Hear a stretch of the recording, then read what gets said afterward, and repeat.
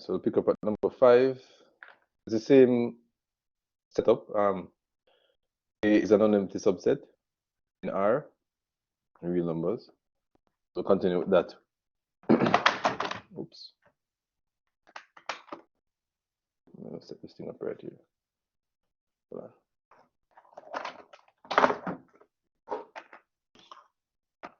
All right, yes. So continue with from A being a non-empty subset, of R.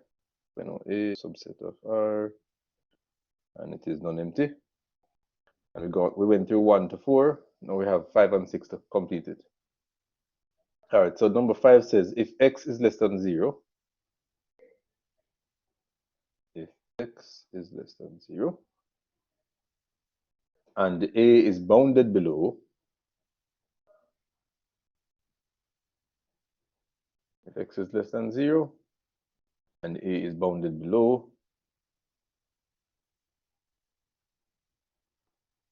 then the supremum of XA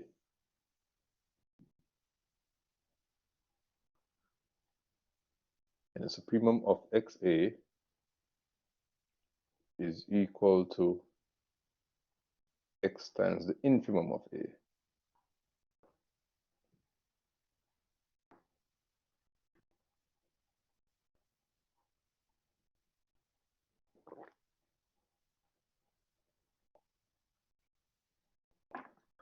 That was number 5.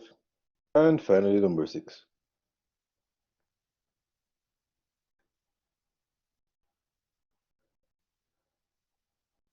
So if x is less than 0 and A is bounded above, if x is less than 0 and A is bounded above,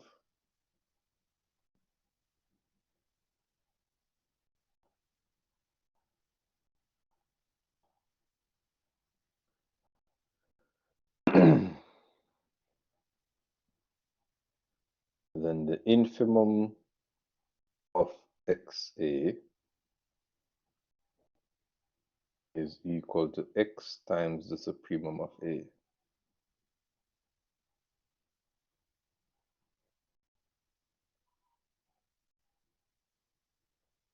So as I can see, when you multiply by negative, it switches around and stuff like that. When if x is positive, the supremum of XA is equal to supremum of A. Well, x times supremum of A, but if x is negative, it switches around to the infimum times the negative number. All right. So those are straightforward. Of course, if you apply numbers to it, it will make more sense. So you can check it for yourself. Or if you're not sure, you can let me know as well. But if not, we press onward.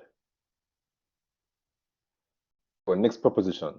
So we'll be using these, the good thing is that normally when I'm seeing tests for classes like this, they give some of the propositions and some of the what do you call it, axioms or theorems on the paper. Luckily, I don't have to give you guys any because you'll be doing the test with your notebook. So you can find them yourself. The only thing is that this might be like probability where you have to know where to look. But anyway, I think you'll be all right. You're all good English students. Position. Here's what it says. But anyway, don't worry about it. Once you see examples, you have a better idea of how it is done. So let's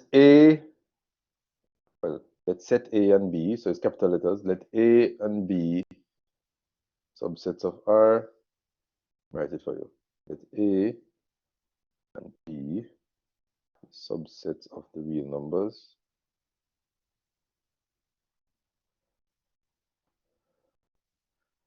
So let A and B from R be non-empty subsets. Be non-empty sets. I don't want to talk about them like sets, not necessarily subsets. So let A and B, subset of R, be non-empty sets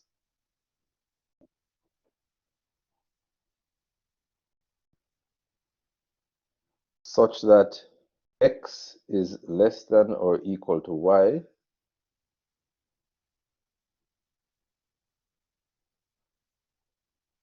whenever, so that such that x is less than or equal to y, whenever x is in A and y is in B. X is from A, y is from B, and x is always less than y or equal to y.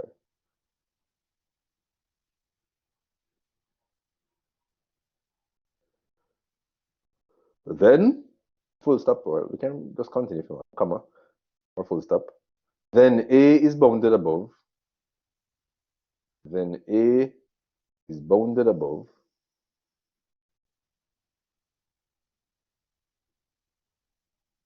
B is bounded below.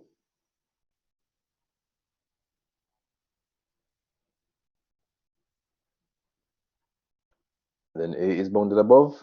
Set A is bounded above. Set B is bounded below. And the supremum of A is less than or equal to the infimum of B. Then A is bounded above, B is bounded below, and the supremum of A is less than or equal to the infimum of B.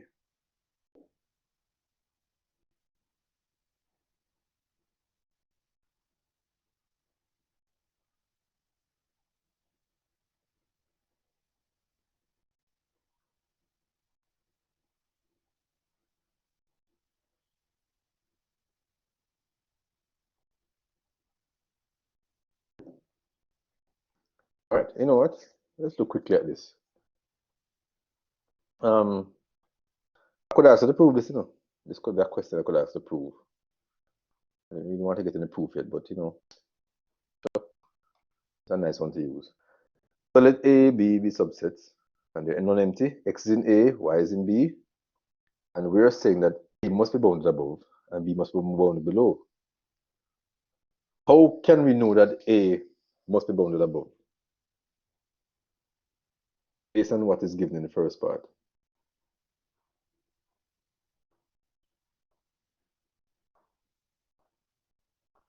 Any thoughts on that? Look at what it says. It says x is less than or equal to y whenever x is in A and y is in B. So all the x is in A must be less than or equal to all the y's in B. So how does that tell us that A is bounded above?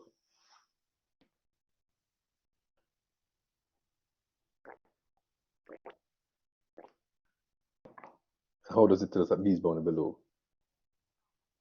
Anybody?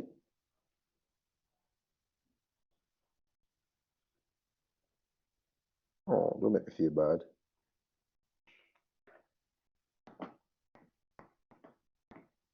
You guys know what bounded above and bounded below mean?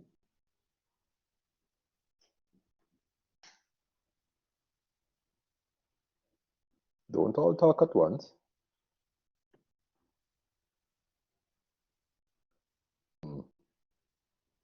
Okay, maybe you're thinking too hard. By the way, Anthony? Yes, sir, I'm here. Okay. Just want to make sure you guys are hearing me. Yeah. Like I'm talking to myself. All right, good. All right, so how we can tell that A is bounded above? Because all it says that x is less than or equal to y for all, what is it for all, but the same thing. Whenever x is in A and y is in B. So for all x's that you can find in A, they're less than or equal to all the y's you can find in B. Which means that y is an upper bound for A. The element y must be an upper bound for A. How is that so? Because all the x's in A are less than the y's in B. The only y you want to take from B, it is an upper bound for A. Make sense?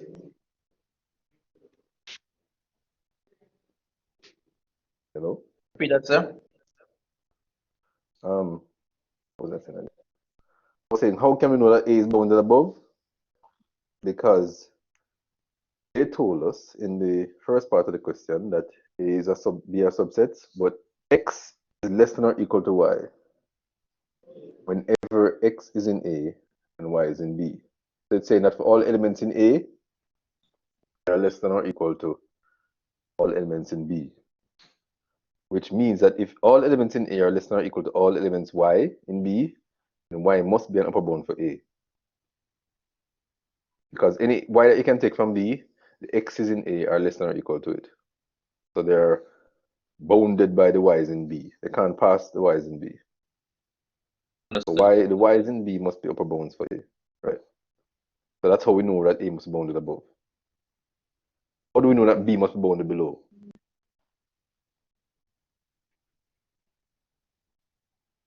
And it's for anybody not answering, but if you want to answer, you can go ahead. I'll call your name because I know you would respond quickly if you're hearing me. And I wasn't sure if everyone was hearing me. Sir, because That was Repeat. a question. sir, because it's the reverse of what you just said. Wait, all right. And what is that? I want to make sure you understand it. Why Go the ahead. B is bounded below? Right. Why is B bounded below?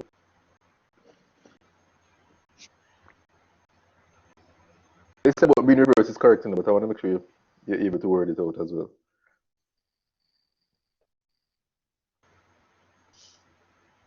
All right, sir. So it says that x is less than or equal to y Uh-huh.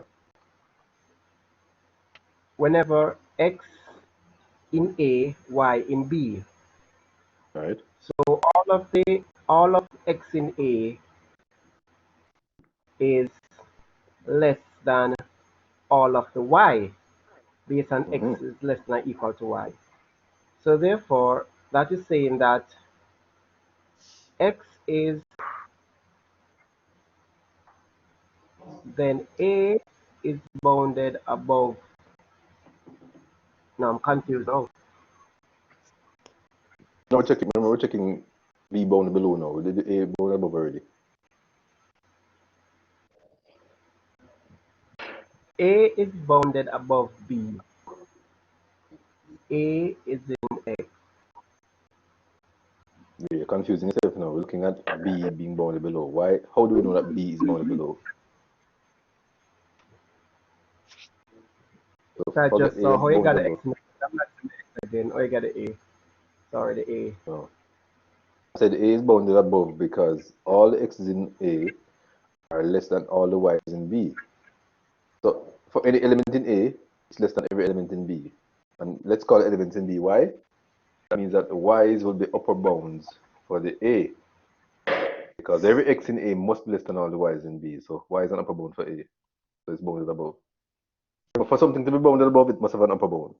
Put it that way. Can't surpass a certain number. So can you say it's bounded above, bounded below because all the elements in B are greater than or equal to all the elements in Y. A, sorry. So what would be a lower bound for A? For B. The X values. Right. So X is a lower bound for B Right. because all the Y's in B are greater than the X's in A. There you go. Now, you guys remember what infimum means? And supremum? We're going to use that now. You know. If I say that X is an, or let me use a different letter. If I say that let's say P is a supremum of A, what does that mean for the P and the A? If you don't remember, look back in your notes because we were looking at them before. Supremum, Sir, what's a supremum? all values in A. Sorry, repeat that. I didn't hear that P right. is Is what? P is greater than the values in A. Greater than? Well, isn't it? Well, that's part of it, yes. What else? But remember, if P is a supremum of A, it means yes, it's greater than all the values in A, but it means something more specific as well. What would that be? So you're correct so far, but not complete. What else Could does you it add mean? upper bound to it? Upper bound? No, once it's greater, it's upper bound, you know. Okay. Like, for example, if I give you the set, look on the board. If I give you this set here, a set of numbers from 0 to 7, 8 is a supremum. 9 is a, sorry, beg pardon. 8 is a, what? upper bound. 9 is upper bound as well. 10, 11, 7.5. But the supremum is slightly more special. And what that is? Sir, Yes. is it that P is the lowest number? I don't know how to say it, the least. You're on the right track, man. Come, get it. I don't know how to say it. P is the smallest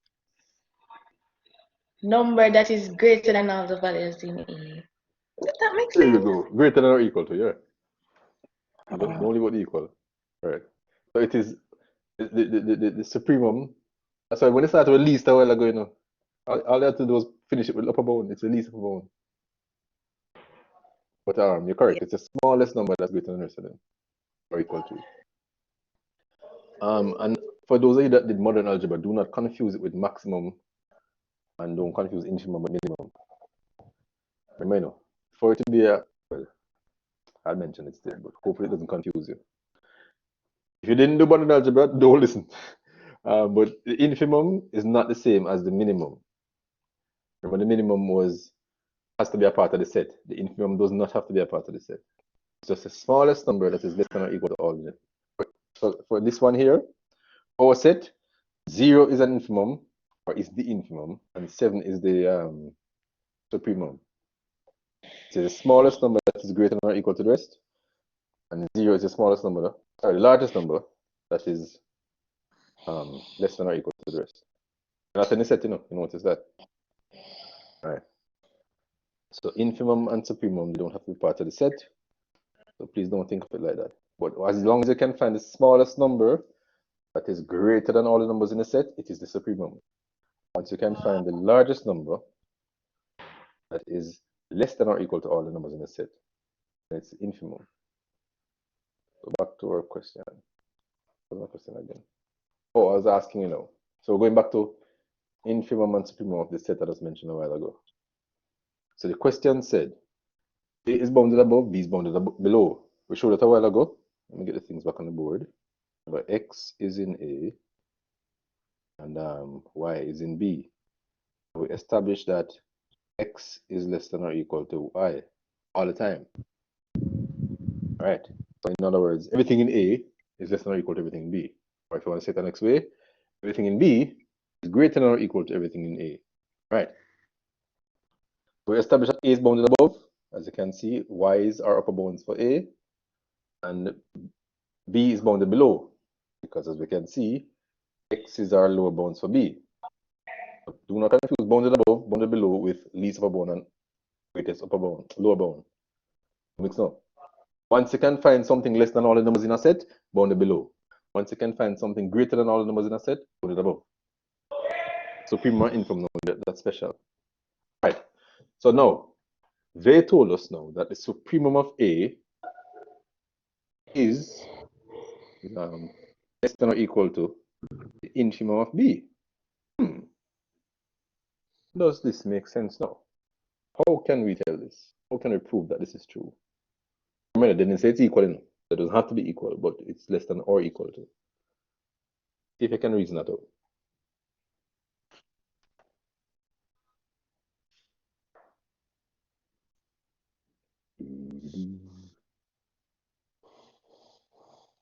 Start with the x's in A and the infimum of B.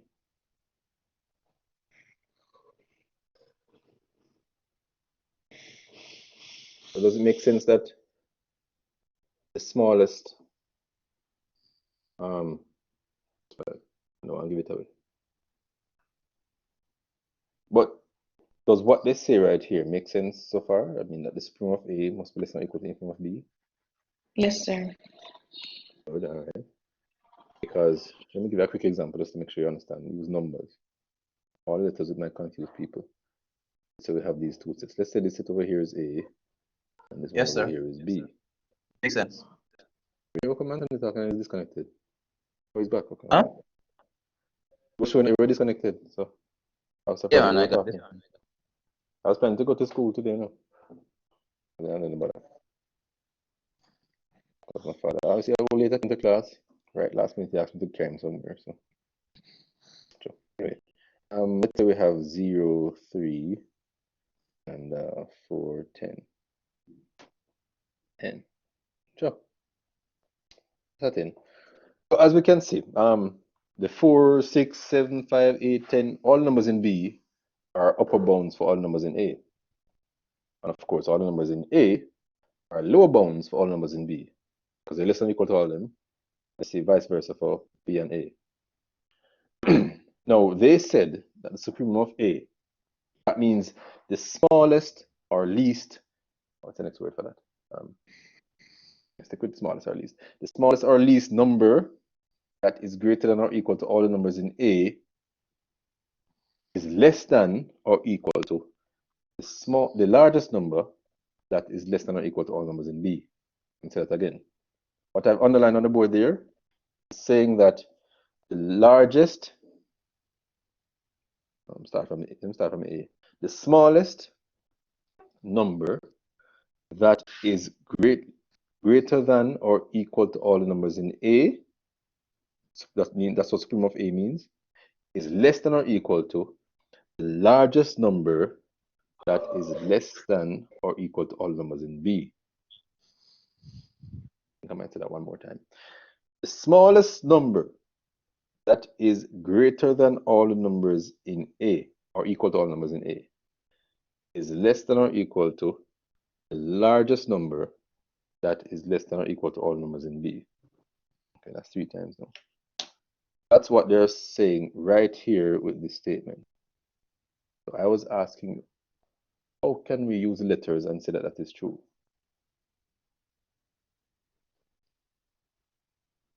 Let me start you off.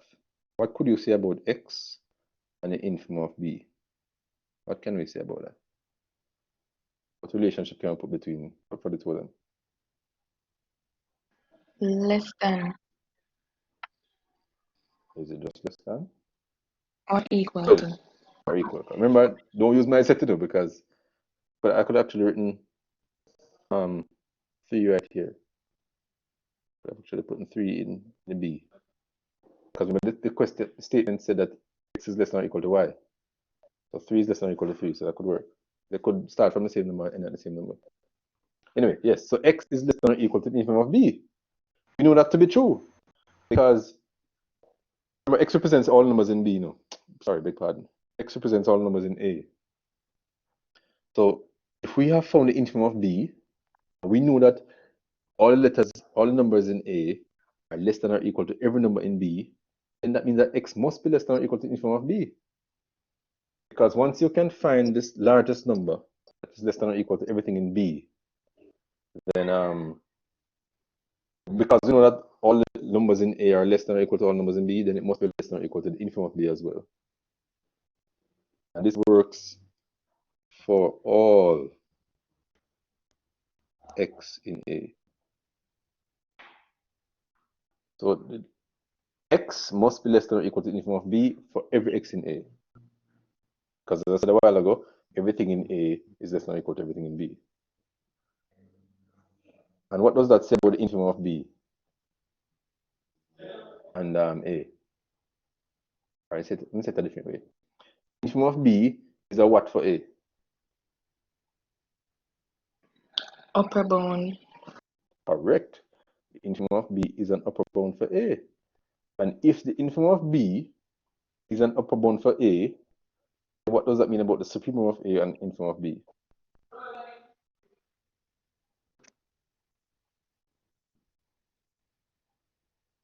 It's on the board, it's kind of highlighted.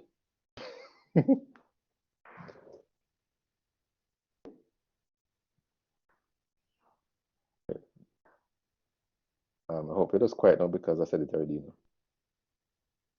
But anyway, because all the numbers in A must be less than or equal to the infimum of B, and infimum of B is a supremum, beg your pardon, is a upper bound, as Lafreniere said, for A, which means that it must be greater than or equal to the supremum of A. Because remember, once it is an upper bound, it must be greater than or equal to the least upper bound. That makes sense to you. Should make sense. Because least upper bound means the smallest number that is greater than or equal to all the numbers. So if you can find the smallest one, then every upper bound must be either bigger than it or equal to it. And to actually prove this thing, it's pretty short. A matter of fact, let me read the proof to you. Let me try to look online to see if there was any other variance. I pretty much said the same way I said it. Somebody wrote it a little bit longer with 3 sentences, but it's fine. So here's the answer. For the proof of that proposition, here's the answer.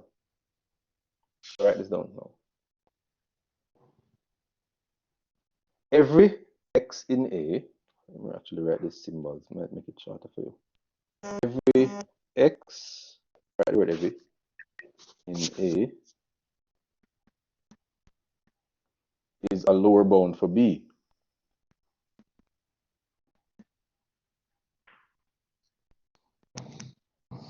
Every x in A is a lower bound for B, which means that x is less than or equal to the infimum of B.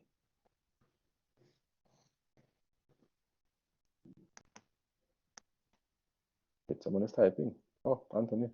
Typing, Anthony? You said, sir? Are you typing? No, sir. That must be a pen then. All right. Every x in A is a lower bound for B, which means x is less than or equal to the infimum of B. For all x in A. For all x in A.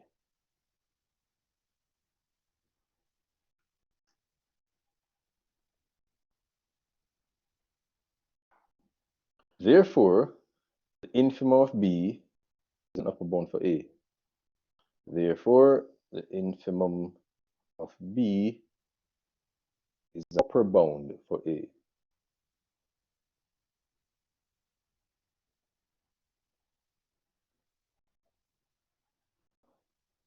All right, let me see. I'm going to put more words for this to make sure you understand it now.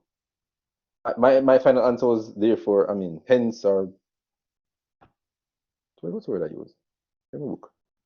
Whatever. So let me go in a little more detail now. So write this as well. Because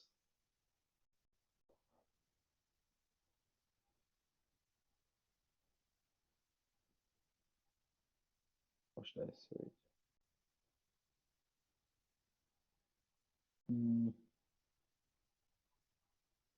All right, because the infimum of B is greater than or equal to, because the infimum of B is greater than or equal to every x in A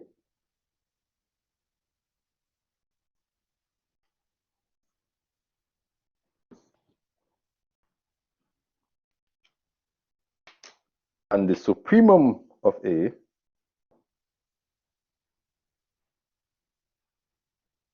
is greater than or equal to x,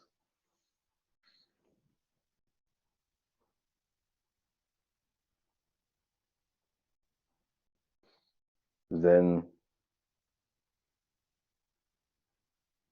the supremum of A is less than or equal to the infimum of B. You should be able to understand that.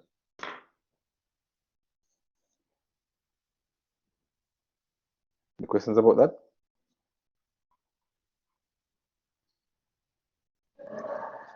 No, sir. All right.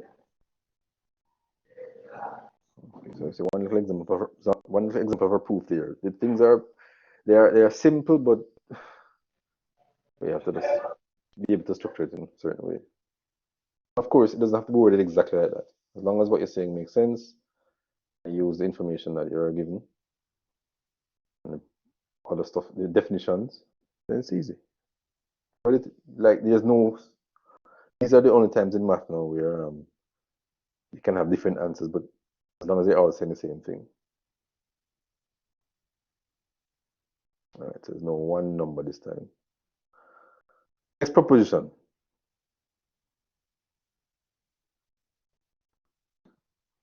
time is it? 11:40. Okay. Yeah. 50 minutes? No. 12:20, not 12:30. 12:40 minutes. All right. Proposition. If S is a subset of R, all right, you know what? Let me read. Right. If S, which is a subset of R, is a non-empty set. If S, subset of R, is a non-empty set, bounded above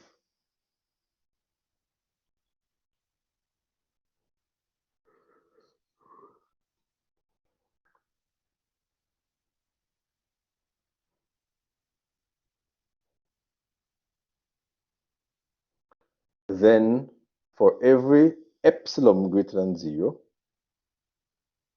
let me read everything again. If S subset of R is a non-empty set, comma, bounded above, comma, then for every epsilon greater than 0,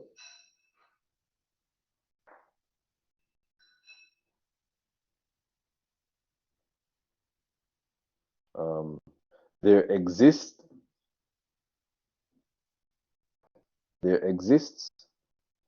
an X in S. It's a capital S. In case it's kind of hard to write capital S without seeing the common one. Oh, come on, same thing. So, sorry. There exists X in S such that the supremum of S, oh, right over here, supremum of S minus epsilon, bracketed, so this is one thing, is less than X, sure, in space, supremum of S minus epsilon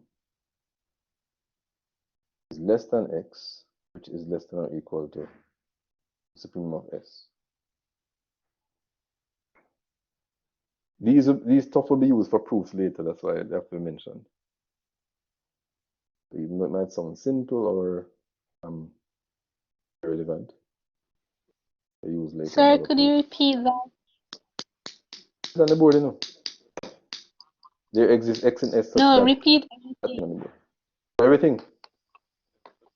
All right. Yes, if S, from the beginning. all right. If S subset of R is a non-empty set, comma, bounded above, comma, then for every epsilon greater than 0, or for every positive epsilon, there exists X in S such that nothing on the board.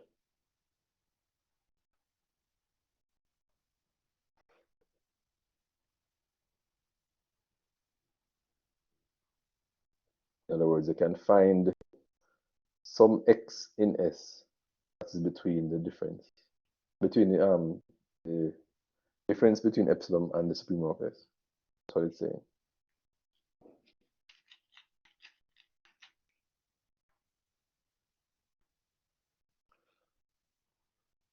Alrighty then.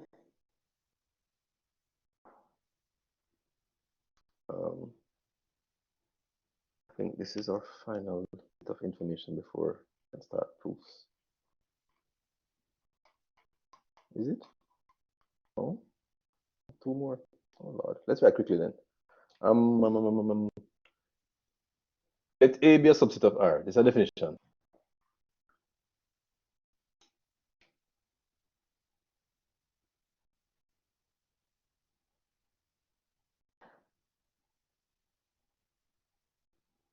Here we go.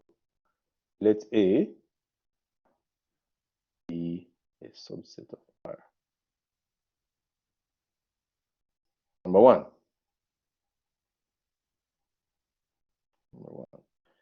If A is empty, this is where it gets interesting now.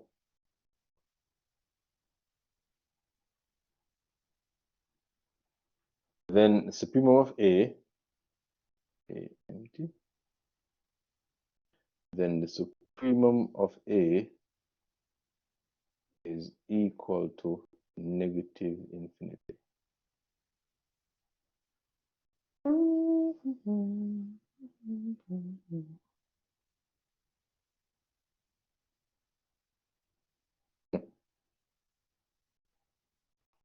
going to ask you guys about that to see if you figure out what is going on.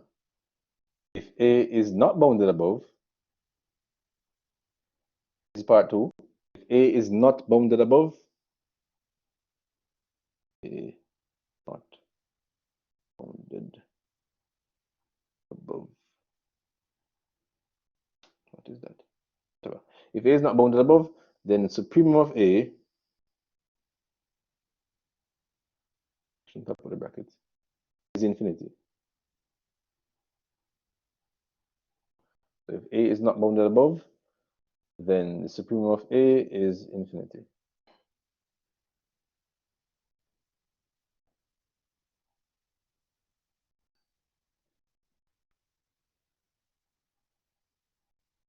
If A is empty, if A is empty, oops, where did H from? If A is empty, then the infimum of A is infinity.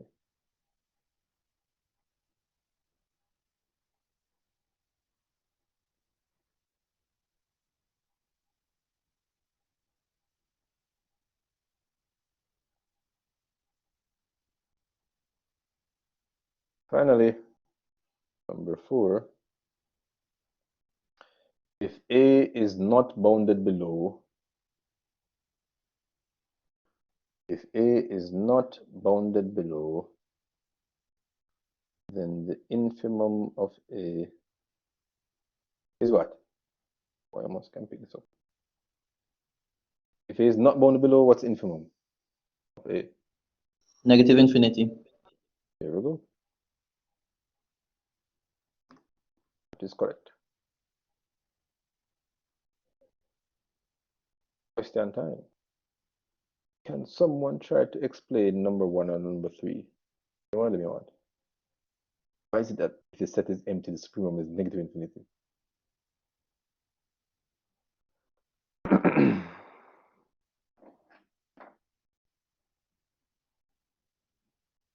What is that saying? Why does that make sense?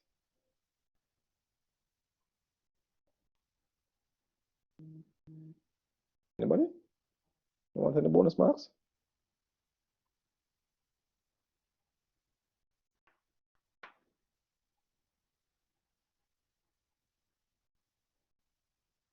Sir, Mm-hmm.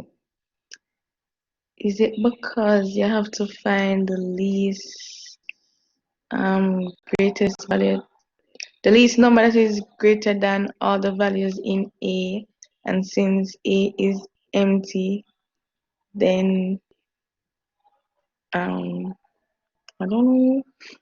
Yeah, geez, I'm you're on the right track, you know. Sir, if A is empty, then oh zero. Oh yes, sir. Then you have to is negative infinity. That's why. Well, yes, that is negative. I was asking you why. Because you're on the right track. You were saying you have to find the smallest number that is greater than all the numbers in the set.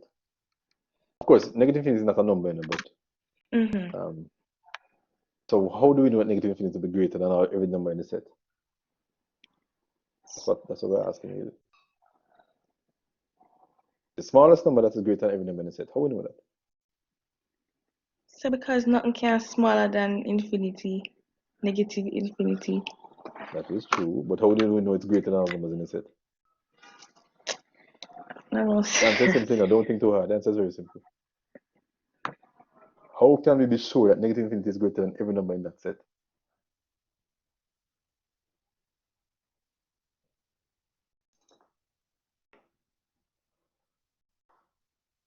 And you know, you can't answer because it's too easy. You can't believe I'm asking that maybe. Because no number in the set. That is why. So negative infinity must be Look here now. Some of the questions in this course, the answer will be so easy you probably don't even think about it. Anyway, because there's nothing in the set, I want to find the smallest number that is greater than everything in the set.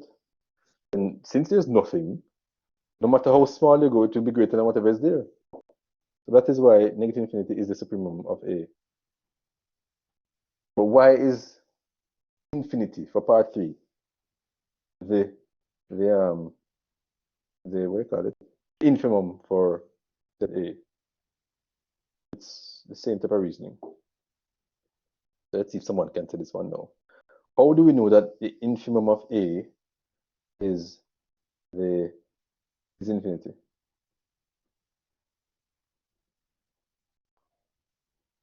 Like all our friends Same thing, calculate, of sir. course. Not tell me no same thing. Say it again the way you Okay, recall it. okay, okay, sir. Sir, if nothing is in the set, Yeah. then infinity is the largest, smallest, the largest, that thing, sir. Yeah. I think you forget what infimum means. That's where you get stuck in. It's the largest, smallest. It sounds weird to say that, sir. It's the But largest, don't say it. Tell it upper smallest, bound or lower bound. the largest lower bone. All right. Right, That's sir? what? Oh, you're right. Largest lower bound. Largest lower bone. That's it. That is okay. So she kind of scratched the last part, huh? But you're right. So it's because there's nothing in the set, then no matter how large a number is, it will be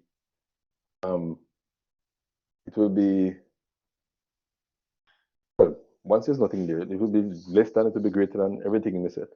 But remember, for infimum, you want to find the largest number that is smaller than every number in the set. Largest number that is smaller than every number in the set. Because there's nothing there, it can be smaller than everything there, because in the same way in which negative infinity will be larger than everything in the set. Because there's nothing there. So it is both larger than it, smaller than it, because there's nothing. If you have $2 and you have nothing, it's bigger than it. I know it's kind of backward thinking when you think about it. It's easier to think of it as larger than it than to think of it as smaller than it. But that's where the brain can start to, well, think about that. Number 3 gives people more trouble than number 1. Because number 1 makes more sense, but it's more straightforward when you think of number 3. Try to grasp it. If you don't, let me know and I'll go in more detail with it. I want to get through these quickly. Absolute value and bounded functions.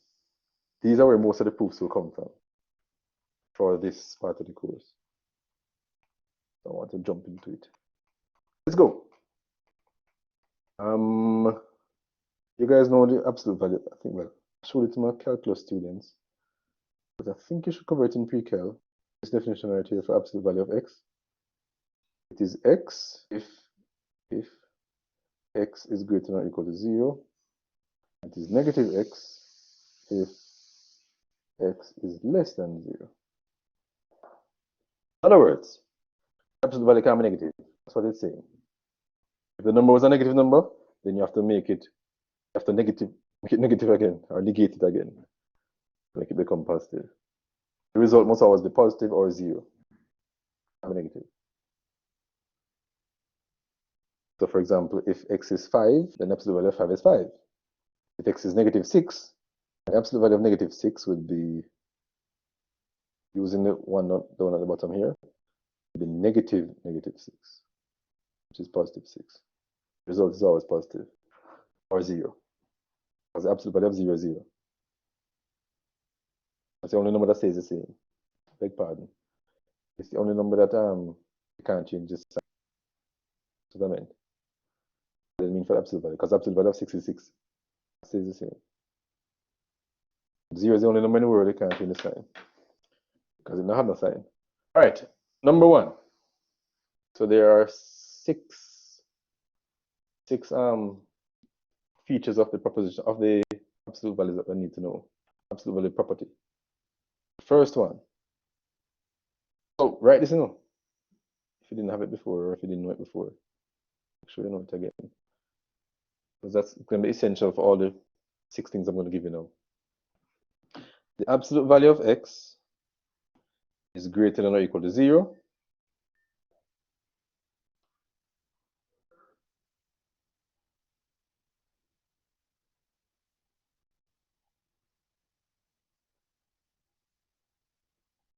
Absolute value of x is greater than or equal to 0, and x is greater than 0.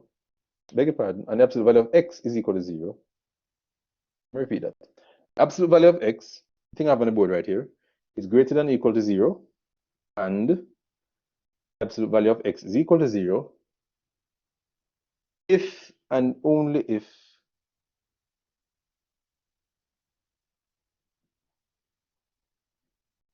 x is equal to 0.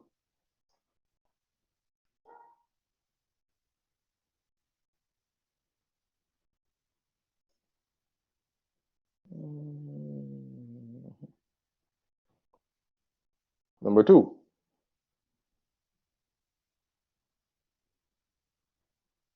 The absolute value of negative x, I want to give some bonus, is equal to,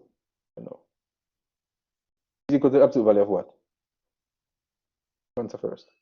Absolute value of negative x is equal to the absolute value of X. x. Bonus marks, Anthony. Give some bonus. Give some bonus. 2 marks time. For all x in R. For all x in R.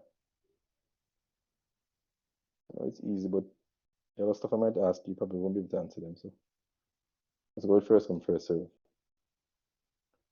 Squeeze one more down here. The absolute value of x times absolute value of y is equal to the absolute value of xy. For all x and y in R. All x and y in R. So these are all simple. 1 to 3 makes sense for everybody. Number 4 makes sense too. Number 5 might give a little trouble. I'm going to erase the board. I'm hoping you have all of those. 5, 4, 3, 2, here the board. Oh, number 4, sorry. The absolute value the square of the absolute value of x is equal to x squared for all x in R. No, for all real numbers. So it's saying.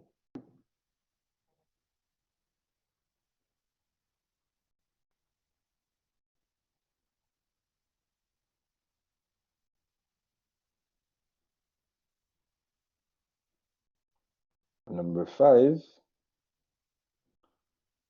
the absolute value of x less than or equal to y is less than or equal to y if and only if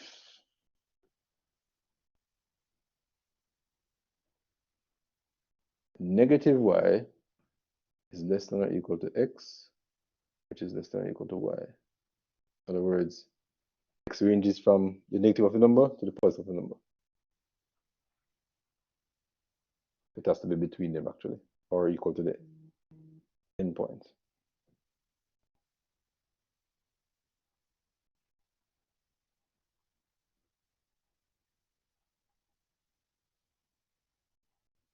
Finally, number 6.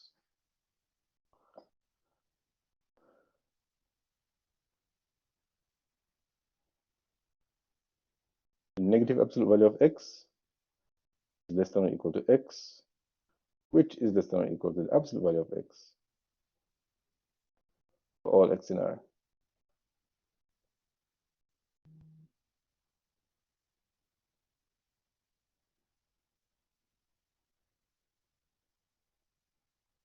Look at that last part of number 6. Why do they put an equal right? Let me see. Right here. Why is that equal here? Because, I mean, if x is negative, shouldn't it be less than x? Or the x, I should say. Why is there an equal right there? Why do you think there's an equal there? Because if a negative of a number, absolute value, shouldn't it make it less than the next number? Why is it there equal right there? Would that be in case of 0, where x is equal to Correct. 0? That is correct. Because if it's 0, they will be equal. Like you're thinking, Anthony. That's well done, well done. All right.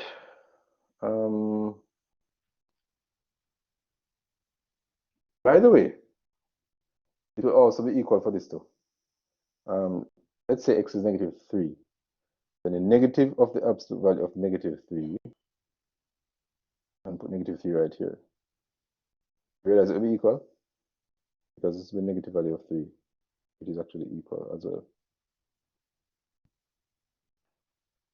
That works for negatives and 0.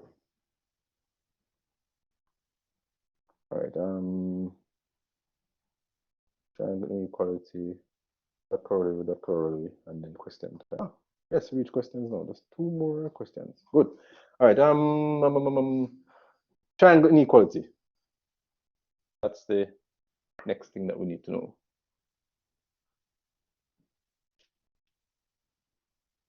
Therefore, I can give you some questions on this topic. Here's what it says: absolute triangle inequality. Proposition as well. It's a special name. Triangle inequality. It says absolute value of x plus y Sorry, is sir, less. please. Repeat that. What you Listen to me. said, what inequality? Triangle, square, circle, triangle.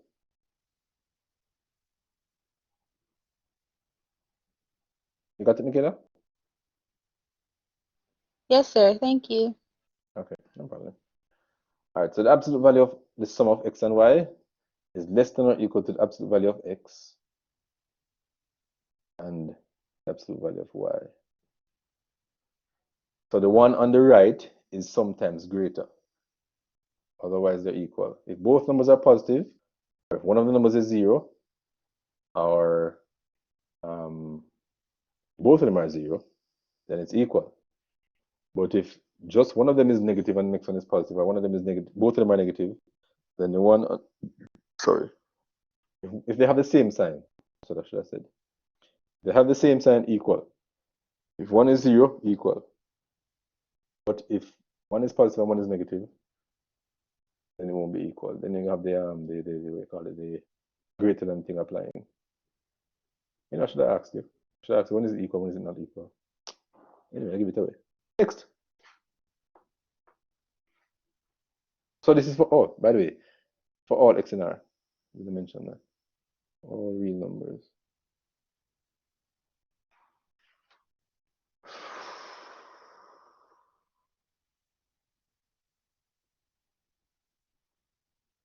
I like the proof for this one, yes, man. You know, I should give you the proof, yes, that way I can test you on it. All right, let me give you the proof quickly. How much time is it? Oh, we have time, 70 minutes. Here's the proof. So from as remember the propositions, you'll use the proofs. You'll use the information from them to prove other things. So you need a notebook. The proof is using the sixth one that I gave you a while ago, number 6. Number 6, I give you this. The negative absolute value of x is less than or equal to x, which is less than or equal to the absolute value of x. All right. That applies for every number. So the number could have been y as well. Negative absolute value of y less than or equal to x, less than or equal to the absolute value of x. Lord of mercy, why? Y and y over here too. Absolute value. All right, so yeah. So those two are from part 6 that I gave you a while ago. Now, if we were to add them, what's going to happen? If you add, you know, like right like this, you know, add the left side, add the middle, and add the right side, look at what we're going to get. On the left, you're going to get the negative of the absolute value of x plus the absolute value of y. Less than or equal to the middle part, which is x plus y, which is less than or equal to the absolute value of x Oops, squeeze it there. Plus the absolute value of y. All right. We can apply something there. If you look at what the thing name again? Remember, we want to get that middle part right there. Not middle part. So far we have the show you on the board. We're trying to prove this thing up here. So far we have this side, this right side right here. And we want to show that it's greater than or equal to the complete absolute value of x plus y. So what from 1 to 6 can we apply right here? See if we can pick it up. Look at the proposition I just gave you from 1 to 6. Which one of them can we use down here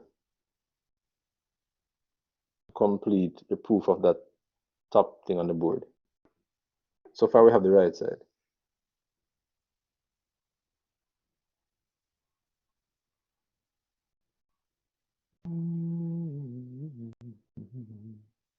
Ah, the bonus mark this.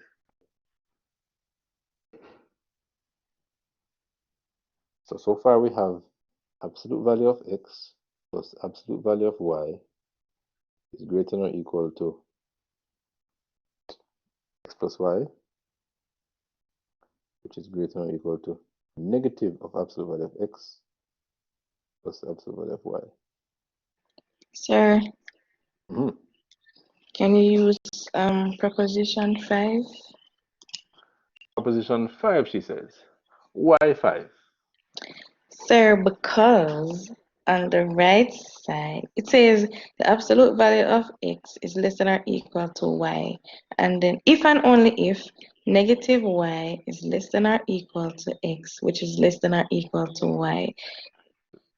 So you can absolute the value of x and make it less than or equal to y given the condition. Well, you can absolute the value of x plus y less than or equal to the absolute value of x plus the absolute value of y given the condition, sir.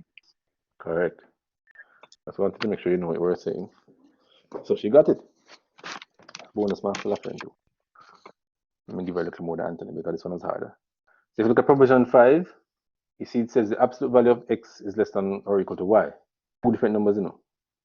So think of them as two separate numbers. Like it's like saying absolute value of y, a is not equal to absolute value of y. Two different numbers. If and only if the negative and the positive are around the x. Look at what we have on the board. Our number, x plus y, has two other numbers around it. One with the positive, one with the negative. We know that the absolute value of the middle one is less than or equal to the absolute value of the outer one because the same thing proposition 5 says. So if you think of the x plus y, I'm sorry, if you think of this x plus y here as, use a different color. You think of that as a, and the absolute value of x plus absolute value of y as b. So these two are here b and of course negative b. P's and p's, b and negative b. And if you look back at the proposition 5, it's saying that the absolute value of the middle part is less than or equal to the number that's around it right there. Because just using number 5. So therefore, it would be like this. The absolute value of the A is less than or equal to B. But in our case, A is x plus y. So the absolute value of x plus y must be less than or equal to B. But what is B? The absolute value of x plus the absolute value of y. So we just use propositions 1 to 6. Well, you call it a name, you know. Absolute value propositions. Yeah. How you know what to find them. So we could use, we used what we use again? Yeah, we used 6 and 5 a while ago. All right. Everybody seems to understand that. There are no questions. Two more. And so well, we started proofs there. I've been showing you some proofs. Like I could ask to prove that one I showed you a while ago. And there are others I could ask to prove as well, but they're proved in similar fashion, so not to worry. The next one I'm going to give you is called the reverse triangle inequality. The reverse triangle inequality. I'm going to erase the board, so if you're writing, let me know. The reverse triangle inequality.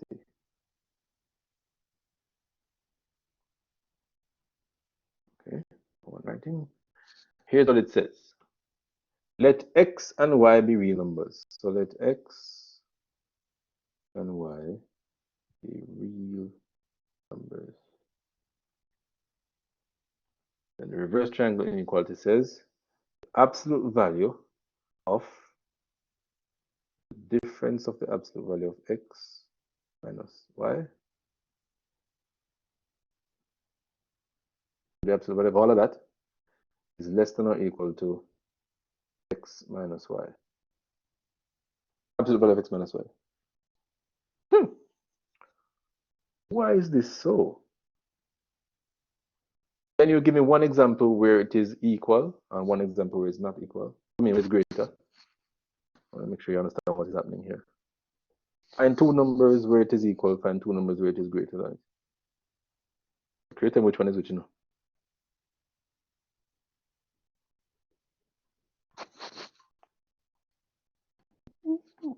Whatever the result is going to give. So find an example where it is equal, find an example where it is greater. So while you're thinking about it, let me give you another one. So it's like a follow-up to the triangle inequality, reverse triangle inequality. It says absolute value of x minus y is less than or equal to x plus y. Have I found two examples yet for number for the reverse triangle inequality? Anybody? Sir, for less than, Yeah.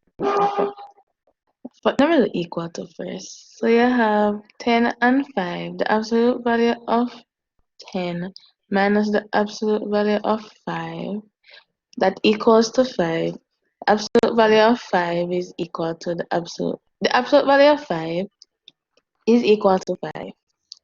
Correct. All right. So have you And read that up? Well, all right. Go ahead to the next one. Then ask for the pattern. for the less that for the less the less than the absolute value of 7 of minus 7 is equal minus the absolute value of minus 3.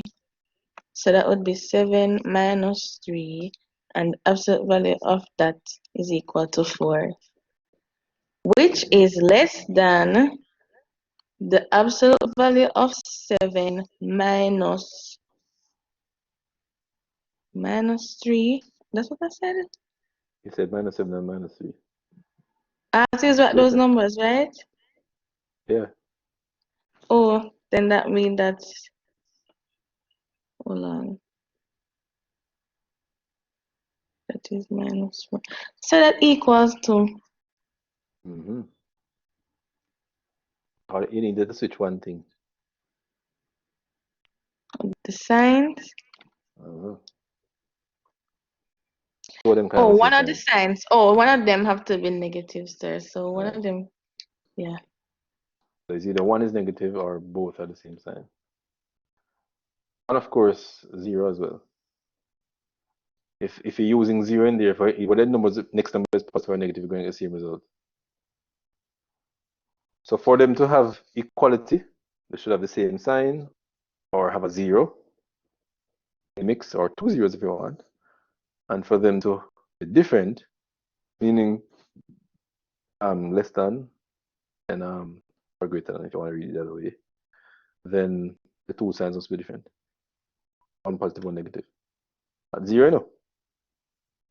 All right. So for the second one down here, we have absolute value of x minus y. This doesn't have a name. It's a proportion. It works as well. So the absolute value of a difference is less than or equal to the absolute value of the sum of the absolute values, yeah, of any two numbers. So the absolute value of a difference of any two numbers is less than or equal to the sum of the absolute value of the numbers, which makes sense. One on the right must always be the two numbers, whatever they were, they're going to become greater or the same if you find the absolute value of them and then add them. You're going to be using this in proofs. I won't say a lot, but quite often. The same thing. But more than once. Do that way. Let's see if I can. All right, so next class, tell you what. Time's now 12:15. Next class, remember to start. This is the one I just put asterisk beside. Remember to start from the proof of that next class. The next class, I'm going to do a lot of proofs until you get an idea of what you expect in your tests. And you should be ready to go. Any questions before we leave? On your assignment, I mean. I further make sure I know it's assignment. Yes, Anthony. Oh, sir, there's no question. Okay. All right. So remember, no, my head not good. So remember to start from the proof of that thing next class. I will not remember if you don't tell me. You know it was Wednesday. Okay, sir.